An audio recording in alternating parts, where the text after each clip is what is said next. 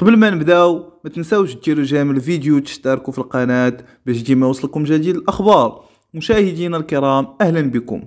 بمناسبة اليوم الوطني للسلامة الطرقية الذي يحتفل به 18 فبراير من كل سنة، وفي إطار تأهيل قطاع تعليم السياقة، أكدت الوكالة الوطنية للسلامة الطرقية بأنها ستنزل بنك من الأسئلة الجديدة ابتداء من 18 مارس المقبل، أي أنه جميع الأسئلة المعتمدة حاليا في رخصة السياقة سيتم التخلي عنها عوض النظام الجديد.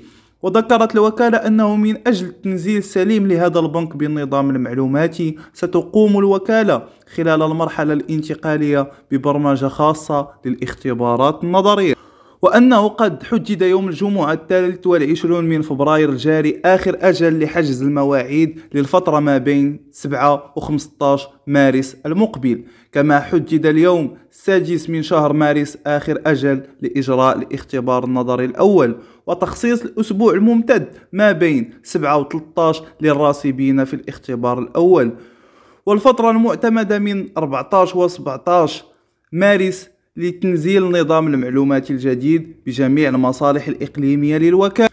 كما أن الأثمنة بالنسبة لمدارس التعليم ستعرف ارتفاعا ملحوظ ومتفاوت، إذ يحدد متوسط رخصة الدراجة النارية في 3270 درهم زائد رسوم الفحص الطبي، و 3550 درهم لرخصة السياقة من صنف بي أي السيارات الخفيفة، و 6366 درهم لصنف سي ودي الخاص بالشاحنات والحافلات، و 6942 درهم للشاحنات ذات المقطورات أي الرموك.